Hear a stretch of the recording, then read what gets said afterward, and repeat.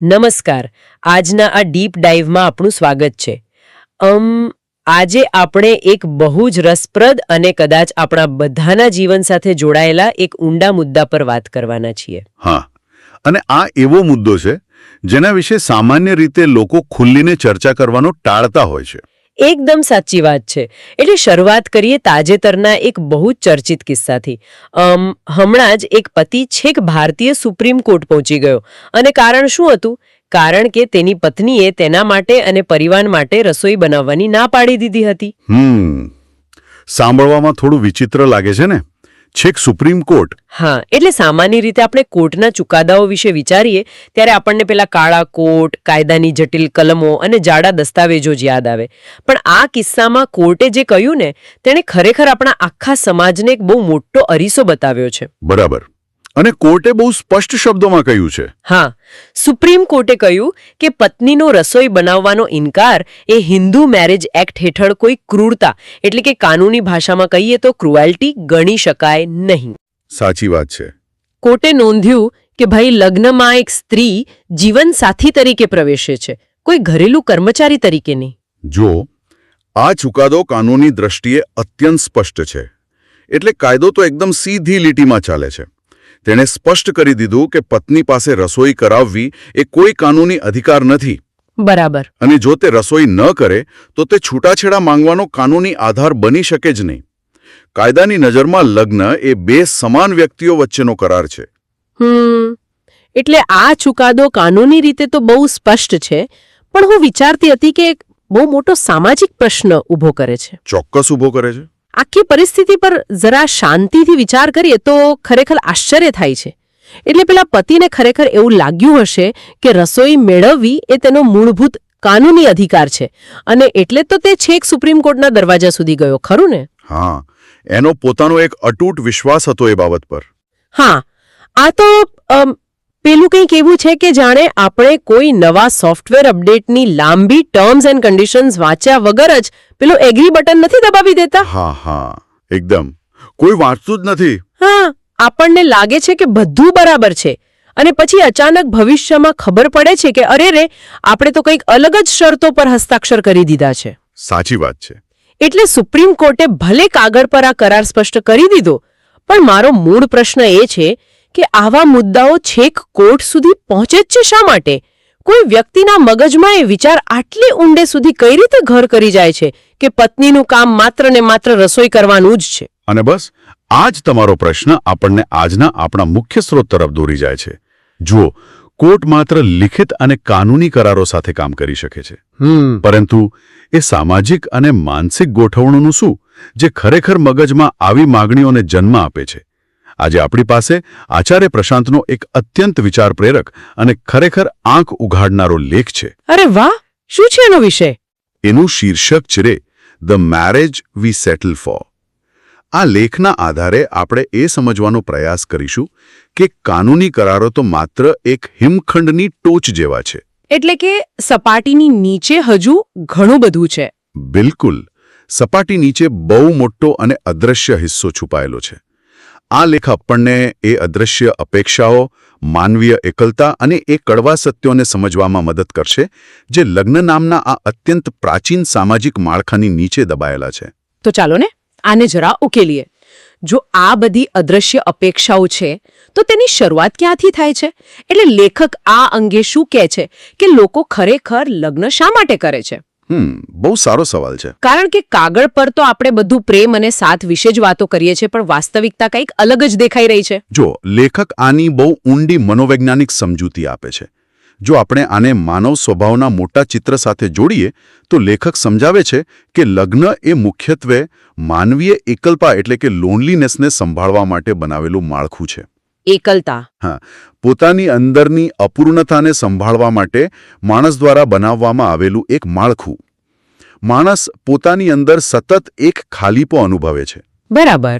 તે એક એવી જગ્યા, એક એવી વ્યવસ્થા શોધે છે જ્યાં બે વ્યક્તિઓ પોતાની અપૂર્ણતાને વહેંચી શકે, તેનું સંચાલન કરી શકે અને સૌથી મહત્વનું, તેને પોતાનાથી અને દુનિયાથી અદૃશ્ય બનાવી શકે, છુપાવી શકે. એક મિનિટ, જરા સમજાવો આને. એટલે કે લગ્ન કરવાથી ખરેખર એકલતા દૂર નથી થતી, પણ માત્ર છુપાઈ જાય છે, એવું કઈ રીતે બને? બિલકુલ એવું જ બને છે. લેખક સમજાવે છે કે લગ્ન મંડપમાં ફેરા ફરવાથી બે વ્યક્તિઓની અંદરની જે આંતરિક એકલતા છે તે કોઈ જાદુઈ રીતે ગાયબ નથી થઈ જતી રાતોરાત. હા, જાદુ તો નથી જ થતો. પરંતુ થાય છે એવું કે લગ્ન પછી તરત જ રોજિંદા કામો, ઘરની જવાબદારીઓ, સામાજિક ફરજો, બિલ ભરવાના, સગા સંબંધીઓને સાચવવાના. ઓહો, એ લિસ્ટ તો બહુ લાંબુ છે.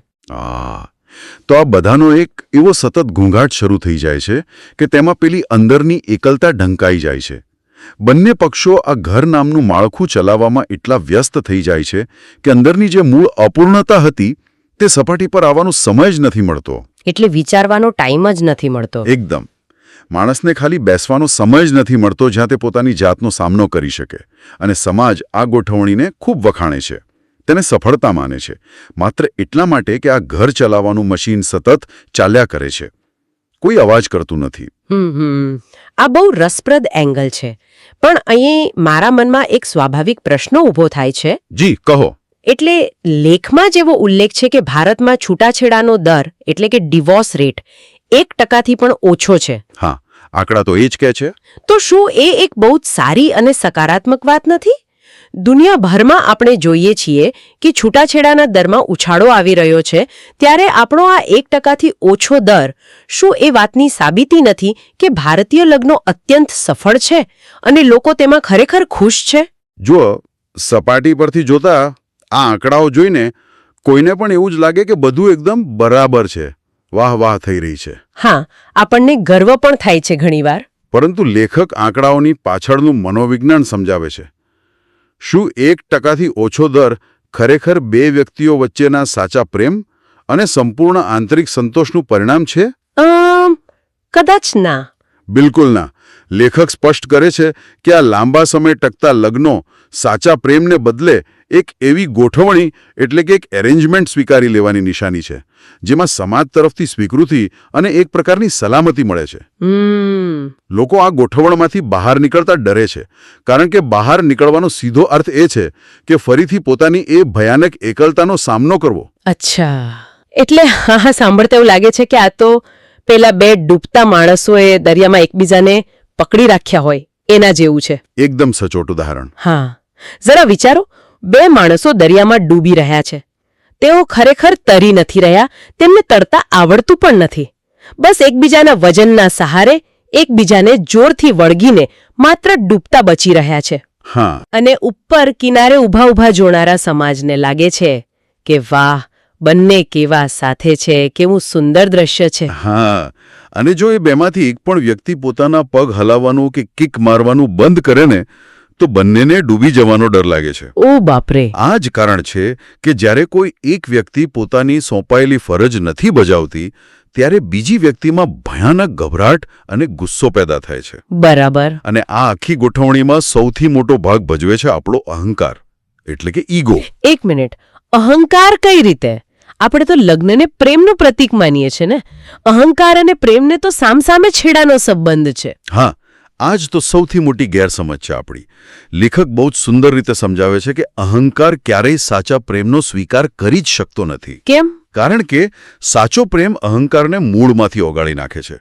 સાચો પ્રેમ તમારી પાસે માગે છે કે તમે તમારી જૂની ઓળખ, તમારી જડ માન્યતાઓ અને તમારા કવચ છોડી દો. અને એકદમ ખુલ્લા થઈ જાઓ. એકદમ. તમે સંપૂર્ણપણે ખુલ્લા અને સંવેદનશીલ બની જાઓ. પણ અહંકારને આ કોઈ કાળે મંજૂર નથી હોતું. અહંકારને માત્ર સલામતી જોઈએ છે, નિયંત્રણ જોઈએ છે. હા, કંટ્રોલ જોઈએ છે બસ. તેથી અહંકાર સાચા પ્રેમને બદલે એક એવો નકલી વિકલ્પ પસંદ કરે છે જે પ્રેમના નામે ચાલે. એક એવો સમજોતો જેમાં બધું જ અગાઉથી નક્કી હોય. ઓકે.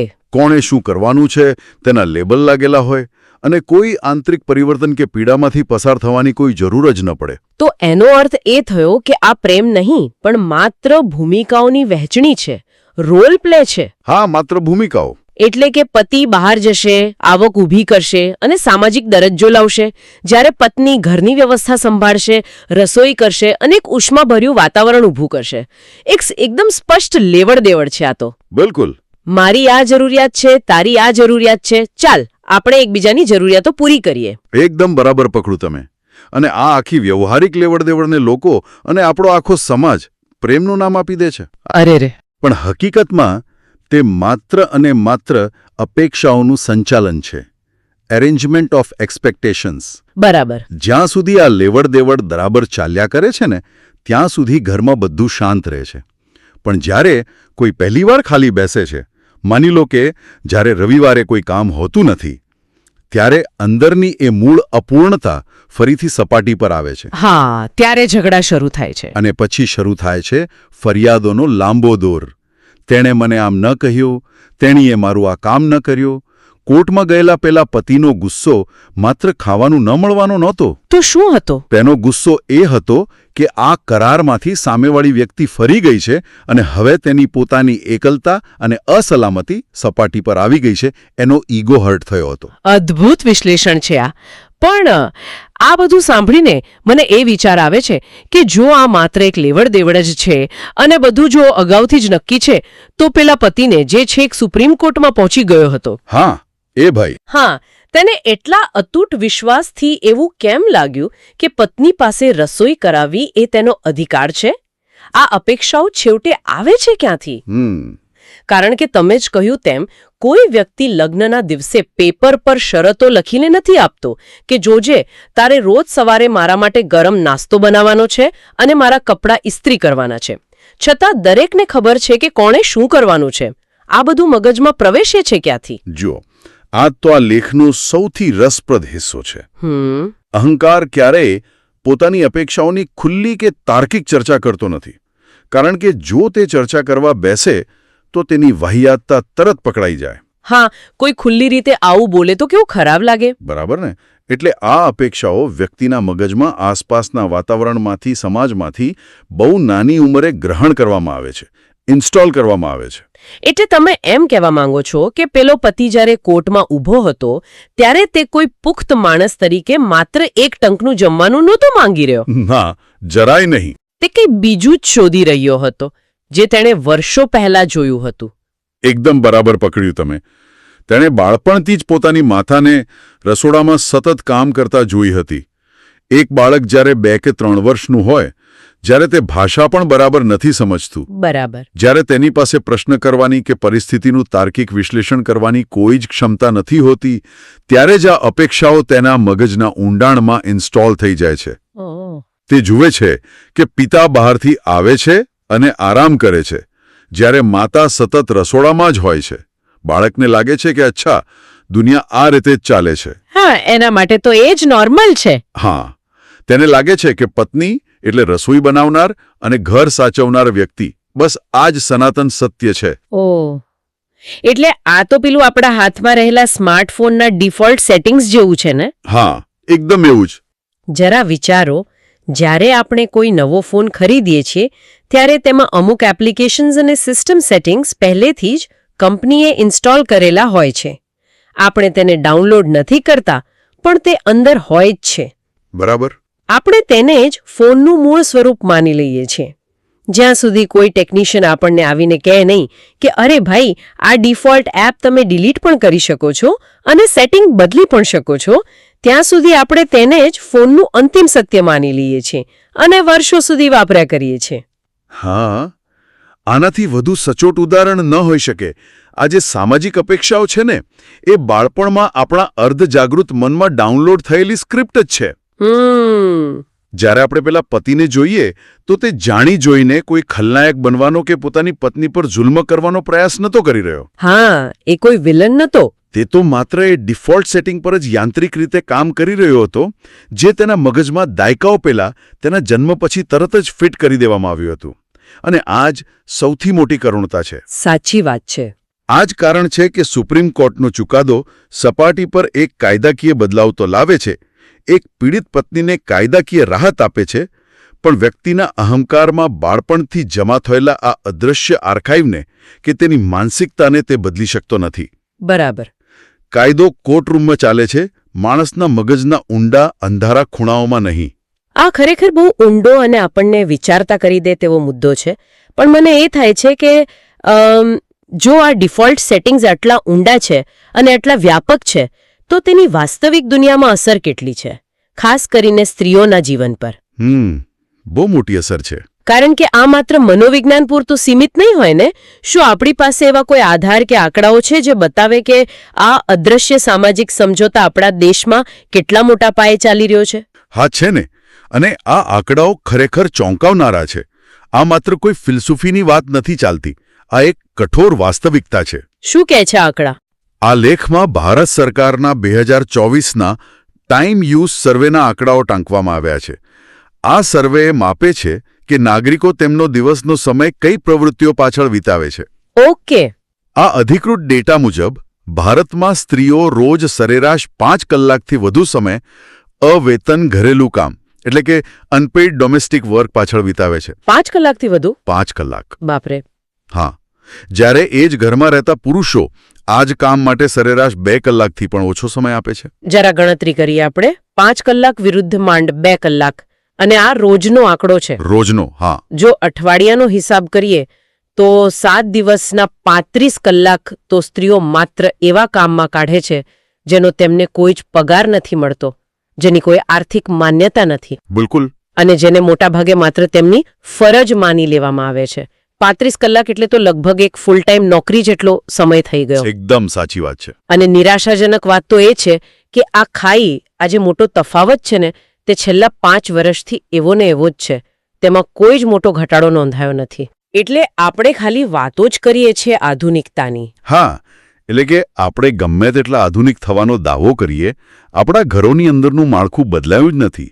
અને જો સ્વતંત્ર સંશોધનો અને અર્થશાસ્ત્રીઓની વાત માનીએ તો જો આ સ્ત્રીઓને આ કામ માટે બજારના દરે પગાર ચૂકવવામાં આવે, હા, જો પગાર આપવો પડે તો આ અવેતન શ્રમની કુલ કિંમત ભારતના કુલ જીડીપીના 3%થી પણ વધુ થાય છે. 1 મિનિટ, જીડીપીના 3%? હા, 3%થી વધુ.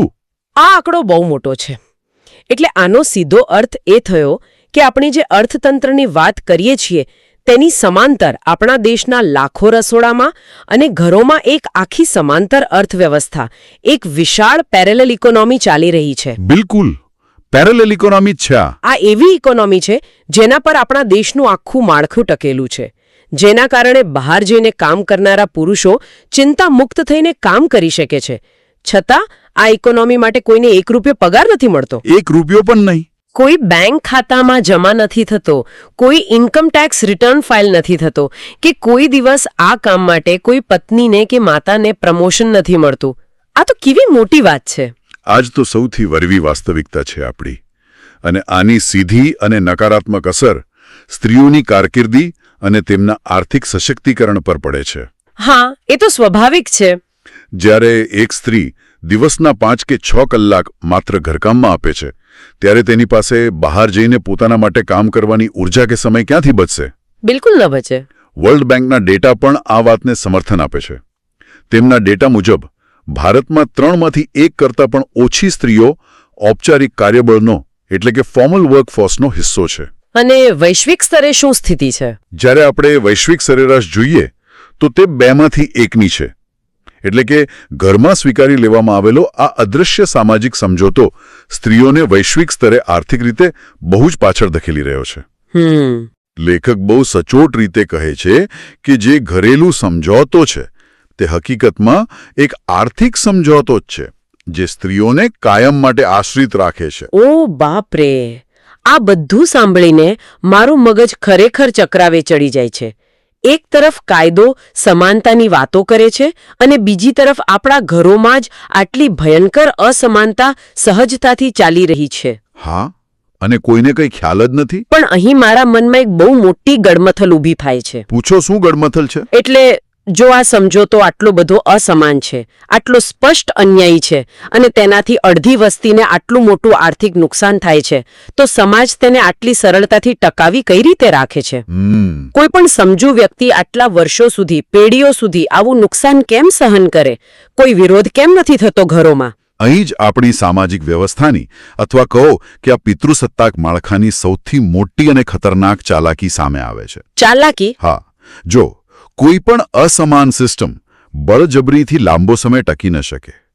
એટલે સમાજ આ અસમાનતાને બળજબરી કે અન્યાયનું નામ જ નથી આપતો. તો શું નામ આપે છે? સમાજ બહુ ચાલાકીથી તેને પ્રેમ, ત્યાગ, બલિદાન અને સમર્પણનું નામ આપી દે છે ઓહ, અને આ સુંદર નામો આપીને તે આ અસમાનતાની ભવ્ય ઉજવણી કરે છે અને લેખક કહે છે કે આનું સૌથી મોટું અને જ્વલંત ઉદાહરણ છે મધર્સ ડે. 1 મિનિટ થોભો, જરા ધીમે. આ મુદ્દો બહુ નાજુક છે અને આ સાંભળીને કોઈને પણ લાગી શકે કે આ બહુ જ કઠોર વિચાર છે. હું સમજી શકું છું. એટલે મધર્સ ડે તો માતાઓના નિસ્વાર્થ પ્રેમને, તેમના બલિદાનને સેલિબ્રેટ કરવાનો દિવસ છે ને? શું આપણે આપણી માતાઓનો આભાર પણ ન માનવો જોઈએ? ના, એવું નથી. શું એમણે આપણને ઉછેર્યા એ તેમનો આપણા પ્રત્યેનો સાચો પ્રેમ નહોતો? આપણે આ પવિત્ર સંબંધ પર શંકા કઈ રીતે કરી શકીએ? જો, હું તમારી સંવેદનશીલતા એકદમ સમજી શકું છું અને લેખક પણ આ મુદ્દાને ખૂબ જ સમજદારીથી અને સાચેતીથી સ્પષ્ટ કરે છે. હા, કારણ કે આ તો લાગણીઓ દુભાવા જેવી વાત થઈ ગઈ. ના, લેખક એવું જરાય નથી કહેતા કે માતાઓનો તેમના બાળકો પ્રત્યેનો પ્રેમ ખોટો હતો. માતાઓનો પ્રેમ બિલકુલ સાચો હતો. તેમાં રતિભાર પણ શંકા નથી. બરાબર.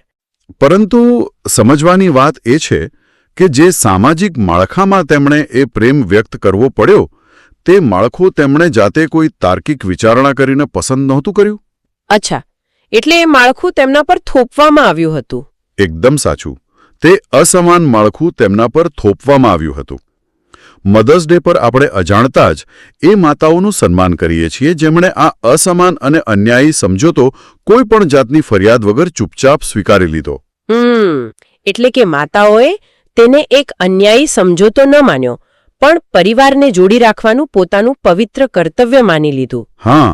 અને સમાજે તેમને આ માટે તાલીઓ પાડીને પ્રોત્સાહિત કર્યા કે વાહ, તમે કેટલી મહાન છો, તમારો ત્યાગ મહાન છે. બરાબર, એવું જ. માતાઓએ રસોઈ બનાવવાનું કે ઘરનું બધું જ કામ પોતાની માથે લેવાનું કોઈ બેસીને લીધેલો સભાન નિર્ણય નહોતો. તેમણે પણ આ વાતાવરણ તેમની માતાઓ પાસેથી જ ગ્રહણ કર્યું હતું. તેમને પણ બાળપણથી જ એવું જ ડિફોલ્ટ સેટિંગ આપી દેવામાં આવ્યું હતું કે એક આદર્શ સ્ત્રી એ જ છે જે પોતાના વિશે વિચાર્યા વગર પરિવાર માટે ઘસાઈ જાય. આનો સીધો અર્થ એ થયો કે આ આખી વ્યવસ્થા એક પેઢીથી બીજી પેઢીમાં કઈ રીતે જાય છે. જરા કલ્પના કરો, જ્યારે એક નાની દીકરી પોતાના ઘરમાં પોતાની માતાને સતત આ અવેતન મજૂરી કરતા જુએ છે, તેને રોજ થાકતી અને પીડાતી જુએ છે, પણ તેને કોઈ પ્રશ્ન કરતું નથી જોતી, ત્યારે તે અજાણતા જ એક બહુ મોટો પાઠ ભણી લે છે. તેને કોઈ શાળામાં જવાની જરૂર નથી પડતી આ શીખવા માટે. બિલકુલ. તે દીકરી રોજબરોજના આ અવલોકનથી શીખે છે કે સ્ત્રી હોવું એટલે શું. તે શીખે છે કે કાળજી લેવી અને સમર્પણ આવું જ હોય છે. સાચી વાત છે. તે શીખે છે કે બધી જ તકલીફો અને થાક ફરિયાદ વગર સહન કરવો, પોતાની વ્યક્તિગત ઈચ્છાઓને મારી નાખવી એ જ સાચો પ્રેમ છે. અને બીજી તરફ સૌથી મોટી વાત, પેલો દીકરો પણ આ જ વસ્તુ શીખે છે. હા, દીકરો જુએ છે કે પિતા આરામ કરે છે. હા, તે શીખે છે કે સ્ત્રીઓનું કામ જ આ છે અને તેમાં કશું જ ખોટું નથી. આ રીતે આ આખી અસમાન વ્યવસ્થા એક પેઢીથી બીજી પેઢીમાં બહુ જ શાંતિથી ટ્રાન્સફર થાય છે, કોઈ પણ કાનૂની કરાર વગર, કોઈના કહ્યા વગર. બરાબર.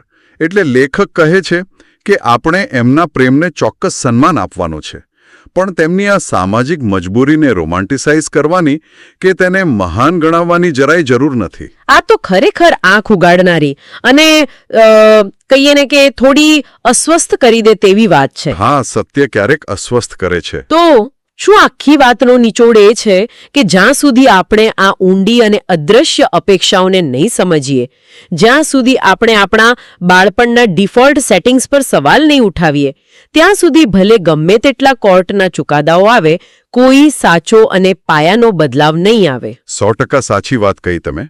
આ લેખનો મુખ્ય સાર અને અંતિમ નિષ્કર્ષ જ એ છે કે સુપ્રીમ કોર્ટ ભલે કાયદાકીય સમાનતા આપી શકે, પત્નીને રસોઈ ન કરવા બદલ છૂટાછેડાના ડરમાંથી મુક્ત કરી શકે, પરંતુ કાયદો કોઈના મનમાં આંતરિક સમાનતા લાવી શકતો નથી. જો બે વ્યક્તિઓ માત્ર પોતાની એકલતા છુપાવવા, સમાજને બતાવવા કે બધું બરાબર ચાલી રહ્યું છે અને પોતાનો અહંકાર સંતોષવા માટે જ લગ્નના નામે એક વ્યવસ્થામાં જોડાય છે, તો પછી ઘરકામ સરખે ભાગે વહેંચી લેવાથી પણ પાયાનો પ્રશ્નો તો ઉકેલાતો જ નથી. જો પતિ અને પત્ની બંને અડધું અડધું કામ કરે તો પણ જો અંદર કોઈ સાચો પ્રેમ ન હોય અને માત્ર અહંકાર જ હોય, તો અંદરનો ખાલીપો તો એવો ને એવો જ રહે છે. અરે વાહ, આ ખરેખર બહુ જ ઊંડી અને ફિલસૂફીથી ભરેલી વાત છે. આપણે આજના એપિસોડની મારો મતલબ છે કે આ ડીપ ડાઇવની શરૂઆત કરી હતી સુપ્રીમ કોર્ટના એક કાયદાકીય ચુકાદાથી. હા, જે એકદમ સામાન્ય વિવાદ લાગતો હતો. બરાબર, જે એક સામાન્ય ઘરેલું વિવાદ જેવો લાગતો હતો, અને આપણે ધીમે ધીમે પહોંચી ગયા છીએ માનવીય એકલતા, અહંકારના સંચાલન અને પેઢીઓથી ચાલ્યા આવતા સામાજિક માળખાના મૂળ સુધી. આ ચર્ચા ખરેખર આપણા રોજિંદા જીવનને જોવાના દૃષ્ટિકોણને બદલી નાખનારી રહી. મને પણ આ ચર્ચામાં બહુ જ મજા આવી. આ ઊંડાણપૂર્વકની ચર્ચાના અંતે હું આપણા શ્રોતાઓ માટે એક એવો વિચાર મૂકીને જવા માંગુ છું જે કદાચ આપણને બધાને આપણા સંબંધોને ફરીથી તપાસવા મજબૂર કરે. ચોક્કસ. જો આપણે અત્યાર સુધી જે સાંભળ્યું તે સાચું હોય, અને જો આપણી પ્રેમ અને લગ્નની મોટાભાગની વ્યાખ્યાઓ માત્ર આપણી એકલતા છુપાવવાનો અને બાળપણથી શીખેલા રોલ પ્લે કરવાનો એક સામાજિક રસ્તો જ હોય, તો જરા એક અલગ જ દુનિયાની કલ્પના કરો. જો બે એવી વ્યક્તિઓ મળે જો પોતાની અંદર સંપૂર્ણપણે સંતુષ્ટ હોય, પૂર્ણ હોય, જેમને કોઈ અંદરની ખાલીપો સતાવતો ન હોય, જેમને એકબીજા પાસેથી કોઈ જ સામાજિક કે આર્થિક અપેક્ષા ન હોય. આ બહુ જ સુંદર કલ્પના છે. હા, અને સમાજ સામે કોઈ અપૂર્ણતા છુપાવવાની કોઈ જરૂર પણ ન હોય. જો આવા બે મુક્ત જીવો એકબીજા સાથે જોડાય, મારો કહેવાનો અર્થ છે કે જો તેઓ સાથે આવે તો તેમનો સંબંધ કેવો દેખાશે? એ તો કંઈક અદ્ભુત જ હશે. જો તેમાં કોઈ જ ડિફોલ્ટ સેટિંગ્સ ન હોય, કોઈ અદૃશ્ય શરતો ન હોય, તો શું આપણે એ સ્વતંત્ર અને શુદ્ધ સંબંધને લગ્ન તરીકે ઓળખી પણ શકીશું ખરા? કે પછી તે કંઈક એવું હશે જેની વ્યાખ્યા જ આપણા સમાજે હજુ સુધી શોધી નથી? આ બહુ ઊંડો પ્રશ્ન છે. આ એક એવો પ્રશ્ન છે જે આપણા સૌના મનમાં રમતો રહેશે. આજના આ ઊંડાણપૂર્વકના વિશ્લેષણમાં જોડાવા બદલ ખૂબ ખૂબ આભાર. પ્રાપ્ત થયેલી દરેક માન્યતા પર સવાલ ઉઠાવતા રહો. આવજો.